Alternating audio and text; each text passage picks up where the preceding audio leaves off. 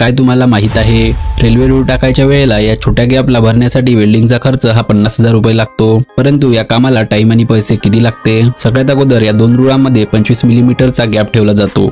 नंतर रुळांना एका लाईन मध्ये जोडून मातीच्या साच्याला, ज्याला आपण मोल्ड म्हणतो, त्याला रुळाच्या दोन्ही बाजूला जोडलं जातं। त्यानंतर त्याला पेट्रोलने चालणाऱ्या ब्लोअर मशीनने 5 ते 7 मिनिट हीट केलं जातं। त्यानंतर एका मेटलच्या बादलीत लोखंडी भुसा टाकला जातो, ज्यात बारूद मिसळला असतो।